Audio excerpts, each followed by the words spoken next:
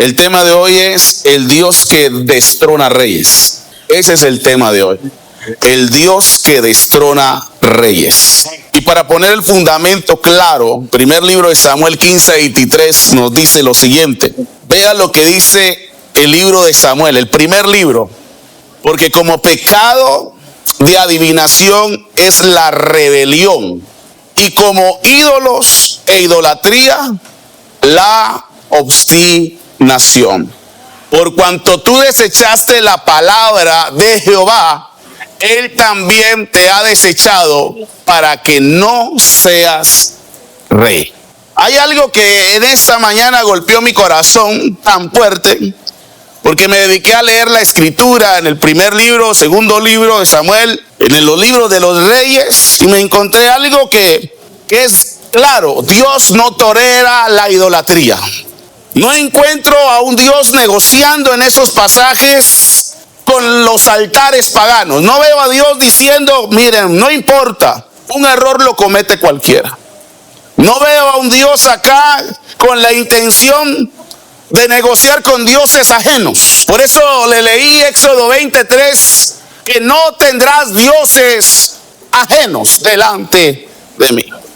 Encontré a un Dios que destrona reyes. Encontré leyendo la Biblia a un Dios que divide reinos. Encontré a un Dios que derriba generaciones completas cuando su pueblo se entrega a algo que solamente le pertenece a Dios. Porque Dios puede compartir su amor, Dios puede compartir su misericordia, Dios puede compartir su gracia, pero lo que Dios jamás podrá compartir es su gloria. Hay pecados que destronan reyes. Y me ponía a pensar, leyendo desde el capítulo 9 al 11, cómo el rey David, un hombre de Dios, al cual Dios le dice, mi siervo. Eso me llama la atención, tanto que no lo había visto de la forma que el Señor quería manifestarlo. En todos los pasajes que leí, solo a David le llama David, mi siervo. Porque veo a un rey Salomón que empieza a edificar un templo. Veo a un rey Salomón que empieza a dar miles de holocaustos, de sacrificios, y le pide a Dios una plegaria que la mayoría conocemos. Esa es una oración clave, pero que lamentablemente Dios solamente le pide algo a Salomón. Y lo que le pide es, no tendrás dioses ajenos delante de mí. Algo que Salomón tenía es que tenía la capacidad de tener 700 reinas. Wow. Y tenía la capacidad de tener 300 concubinas. Cualquiera podría decir, qué lujo, qué bendición tener tanta mujer, grande, alta, preciosas, con curvas bien marcadas, lindas, bañadas en crema. Cualquier cosa podría pensar usted. Pero eso no le contó como pecado, porque muchos de estos reyes tuvieron errores, muchos de estos reyes tuvieron debilidades, muchos de estos reyes tuvieron sus propias luchas, pero cuando comenzaron a adorar dioses ajenos, Dios ahí levantó juicio contra ellos. Quiero que me acompañe a la escritura, primer libro de Reyes 11:4, y que usted se ponga a pensar acá y dice, pues yo no tengo dioses ajenos, ya veremos. Cuando Salomón era ya, lea conmigo, cuando Salomón ya era viejo, oiga, sus mujeres inclinaron su corazón. Mira, hermano, no hay hombre que describan que tenga tal sabiduría como la de Salomón. No hay hombre en la faz de la tierra, ni habrá, como dice la escritura, que tenga la gloria que ese hombre tuvo tesoros, tuvo oro por montones. Las vajillas de Salomón eran de oro, los platos, los cubiertos, todo era de oro. Pero lamentablemente, entre toda la sabiduría, se metió a tener un montón de mujeres. Y ya viejito, como pasa, la Biblia aquí dice que siendo viejo, se hizo necio. Y escuchando a las mujeres, no a cualquiera, a sus mujeres, hicieron que su corazón se inclinara a dioses ajenos, que abandonara a Dios. El problema de hoy, de esta generación, puede ser como la de Salomón, Que creemos que porque estamos adentro, porque creemos que le estamos sirviendo, porque creemos que estamos recibiendo bendición, porque creemos que Dios nos está abriendo las puertas, creemos estar bien. Cuidado. Y nuestro corazón se aparte de Dios tras dioses ajenos. Salomón era el hombre más sabio que había podido tener la humanidad, pero terminó adorando otros dioses. Observe, primero, no fue que se fue tras dioses, lo primero que pasó fue que inclinó su corazón. Lo segundo, después levantó altares por todos lados a Moloch, a Baal, a Astarot, que Dios reprenda todo eso, amén. Los colocó en lugares altos, allá arriba estaba, les dio permiso a sus mujeres. Cuidado, hombres, porque pueda ser su mujer la que lo lleve a adorar a otros dioses. Esa iglesia ya no me gusta, santo. Ay, la barra con las mujeres, no, ustedes son una bendición, ustedes tienen temor de Dios. Mujeres, ustedes tienen temor de Dios. Y ahí estaba aquel. Después de la idolatría, siempre comienza desde adentro. La idolatría, ¿dónde empieza? En el corazón. ¿Qué le hacía falta a Salomón? Todo lo tenía. Quería uvas, le daban uvas. Gente del norte, del sur, del este venía a oírlo. Tal era la reina de Saba que decía: quiero oír y ver por mis propios ojos y escuchar la sabiduría de ese tal Salomón. Y ella fue con carruajes, fue con camellos, le llevó gran cantidad de potajes de oro. Y cuando oyó oír a Salomón la sabiduría, se sorprendió y dijo: es todavía poco lo que cuentan a lo que he escuchado y visto de ti. Mire, cuidado, en la comodidad que estamos bien, nos apartamos de Dios. Vea el versículo 11 de este mismo capítulo, porque este no es lo pesado que traigo para hoy. Y dijo Jehová a Salomón: por cuanto ha habido en ti, ¿dónde? Eso en ti, que está dentro de tu corazón, ahí en lo profundo, que no has guardado mi pacto y mis estatutos que yo te mandé, romperé de ti el reino y lo entregaré a tu siervo.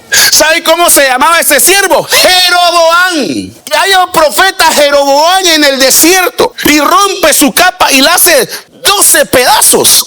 Y esos 12 pedazos le entrega 10 a Jeroboam y le dice: estas serán de Salomón por amor al siervo de Dios David. No le digo por amor a Salomón, sino por amor y pacto que yo tengo con David mi siervo. Los agarra y le dice el profeta: tú reinarás en las 10 tribus.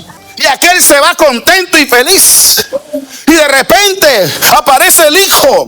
Sí, el hijo de Salomón. Ese joven se llama Roboam. Por cuanto Dios ya había soltado una palabra, Roboam recibe al pueblo y entre ellos encuentra a Jeroboam. Y le dice: Jeroboam, quiero que nos hagas un favor.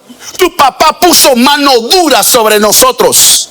Hizo que diésemos demasiado al pueblo, al reino, a él. Por favor, quita la mano, porque el pueblo está cansado. Vino él, llamado Roboam, y se va con los ancianos. Y escucha a los ancianos y les pide consejo y le dice: ancianos, díganme. Y los ancianos le dicen a Roboam: haznos el favor y quita las cargas ya del pueblo que puso tu padre. Quítales de encima la carga, ya no les pongas más tributo. No, dijo Roboam, me voy a ir con mis compadres, los patojos que juegan fútbol, con los cuales él creció. Y se va y le pide consejo y le dice a los muchachos, ¿qué hago? El pueblo me está pidiendo, y entre ellos Jeroboam. Pero como los simples siguen siendo simples, y el que es simple pide consejo a los simples, los jóvenes le dicen: no hagas eso, dile a ese pueblo. Y si fue al tercer día cuando se acercaron, y Jeroboam le preguntó: ¿liberarás? Y dijo: no, mi dedo, le dijo, pesa más que la espalda de mi padre. Y ahí el reino se dividió. Cada quien agarró por su lado. Jeroboam buscó las tierras que le pertenecían porque Dios le había dado una profecía. Y vea esto, ¿por qué estoy llevando a la historia? Porque muchas veces no leemos la escritura. Y dice que Jeroboam tuvo temor de Roboam en los días de la fiesta de los judíos, porque tenían que llevar a ese lugar sacrificios. Y él dijo: no vamos a ir a Jerusalén, les voy a edificar un par de becerros. para que ya no vayan lejos, uno en tal lado y otro en tal lado, becerros. Y les dijo: he aquí los dioses que los sacaron de Egipto, a ellos adoren. Y el Señor le vuelve a hablar a Jeroboam y le dice: ya no haré tal cosa contigo, por cuanto tú adorases dioses ajenos. Mire, y así se va la historia, uno tras otro de los reyes, hasta que el profeta le habla y le dice: vendrá un rey diferente, será un joven y su nombre será Josías. Él derribará los altares y pondrá en vuestros altares huesos quemados de hombres. Por cuanto se apartaron de Jehová, Jehová limpiará su casa. Dígale al vecino: tremenda cosa es caer en las manos de un Dios vivo. Oh, dígale al vecino: tremenda cosa es caer en las manos de un Dios vivo. Yo me puse a pensar en esa situación y vino a mi espíritu una pregunta que le hice yo a Dios: Señor, quiero hacerte esta pregunta y quiero que por favor me respondas, porque tengo una necesidad. ¿Por qué desechaste a Saúl? Si Saúl no levantó altar a nadie, no edificó altar a Baal, a Moloc, a Astarot, a ninguno de los dioses. ¿Por qué lo desechaste? ¿Por qué, Señor? ¿Por qué tú hiciste esto? Porque quiero saber, diga conmigo: yo quiero saber. Porque no se necesita un pedazo de yeso, o un pedazo de cobre, o un pedazo de metal para tener un ídolo. Santo Dios. Mire con Salomón lo que vino. El problema no fueron los dioses. Entonces, ¿qué fue? Lo que había en su corazón. No fue que se manifestara Moloc, no fue que se manifestara Asera, no fue que se manifestara Baal, sino que se manifestó la raíz que llevaba dentro. Y el hombre dejó de ser el rey porque Dios lo sacudió. Me preocupa eso. Y pregúnteme por qué. Porque Saúl nunca edificó altar a ninguno de ellos. Entonces, ¿por qué Dios lo rechazó? Acompáñame a la Biblia, primer libro de Samuel. Y esto es más peligroso, porque podemos servirle a Dios y aún así tener un ídolo adentro. Primer libro de Samuel 15:23. Porque como pecado de adivinación, ¿qué? Escuche, la rebelión, todo aquel que se revela se asemeja a un pecado de adivinación. Es igual ahí donde la bruja que le lean la mano, las cartas, y eso es abominable delante de Dios. Escuche lo que le estoy diciendo: la rebelión es igual a adivinación y la adivinación es igual a rebeldía. Pero no solamente se queda ahí. Y dice: y como ídolo e idolatría, la obstinación. Y ahí encontré que no había un Baal, Moloc o Asera. Saúl tenía un Dios. Él era su propio Dios. Padre Santo, ¿está aquí conmigo? Pregúntale al que tiene la par: ¿no serás tú tu propio Dios? Investiguemos, indaguemos, porque hay que comprender que él no se inclinó delante de una piedra. Saúl nunca se postró delante de una piedra para poderlo adorar. No, ¿sabe qué hizo? Lo voy a parafrasear. Saúl le exigió a Dios que se inclinara a Dios ante sus decisiones. Eso fue lo que hizo Saúl, porque Dios le mandó a hacer algo y no lo hizo. Le dijo: ve y mata a ese rey, y mata a las vacas, y mata a las mujeres, mata a los niños, mata todo, le dijo. Y él dijo: no, me parece que voy a cambiar la orden. ¿Cómo sabemos que hay alguien que tiene un ídolo en el corazón? Cambia lo que Dios dice. Alabe, papá. Cuando la gente quiere hacer lo que quiere, está teniendo idolatría, y nadie se levanta delante de Dios adorando un Dios ajeno. Dios siempre lo va a derribar. El que se viene a idolatrar a sí mismo jamás podrá levantarse, jamás podrá prosperar, jamás, todo le va a ir mal, porque Dios se le opone, porque Dios está contra de él, y todo el que esté, oiga bien, contra Dios perecerá. Por eso hay que tener mucho cuidado, mis amados, de no ser obstinados. Dios mío, qué silencio. Mira al que tiene la par y dígale: no sea obstinado. La terquedad, la necedad, el hacerlo a mi manera, eso es obstinación. Santo, qué silencio. Saúl recibe una instrucción de Samuel clara, diciéndole: Saúl, aunque no tengas una estatua, ya eres un idólatra, porque ese Dios era él mismo. Escuche, el problema de Saúl no fue Baal, no fue ni siquiera Astarot, fue su propio yo que no quiso someterse. Su Dios de su propia opinión. Por eso la Biblia dice: no seas sabio ¿Dónde empieza la idolatría? Cuando creemos que lo que decimos es mejor que lo que Dios dice. Ay, Padre, qué silencio. El Dios de Saúl era su reputación. No quería quedar mal con los hombres, aunque ya había quedado mal con Dios. El Dios de Saúl era su propia autoimagen, su imagen de sí misma.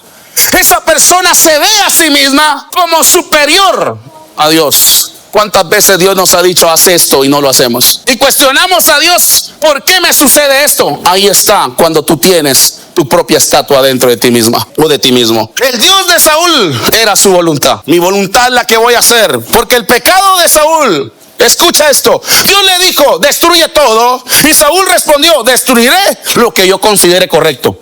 Dios le dijo, obedece, y Saúl respondió, voy a modificar la orden. Le dijo, haz mi voluntad, y Saúl respondió, prefiero la mía. El rema de esto es, el día que tu opinión valga más que la palabra de Dios, te convertiste en tu propio ídolo. Oh, Dios mío. Oh, Dios mío, te convertiste en tu propio Dios. ¿Qué parte de la Biblia no te gusta? ¿Qué parte de la Escritura no te agrada? ¿Qué parte de la Escritura no estamos cumpliendo? ¿Qué parte de esta bendita palabra que nos salvó y nos dio vida eterna no estamos teniendo, oiga bien, en suma estima, sino creemos que es una sugerencia y es una opinión? La palabra de Dios no es una sugerencia. La palabra de Dios es un mandato. Es un mandamiento, es una ordenanza. No nos está pidiendo si queremos, nos lo está demandando. Mire al vecino y pregúntele, ¿estás cumpliendo la palabra de Dios o solo lo que te conviene? Bendito sea el nombre de Dios. Alguien levante la mano. Gracias a Dios porque me estás hablando. Gracias a Dios porque usted puede hacer algo y no hacer algo más. Y aquí no estamos para seleccionar que sí y que no. Estamos para cumplir su palabra. La idolatría es más peligrosa. No es la estatua en sí, es lo que siente o sentamos en el trono de nuestro corazón. Porque una estatua no piensa, una estatua no habla, una estatua no decide. Pero el ego, sí, el ego habla, el ego piensa y el ego decide. Uy, esto está bueno. Alguien dígame amén, por favor. Pregúntale que tiene a la par, ¿eres egoísta? ¿Solo piensas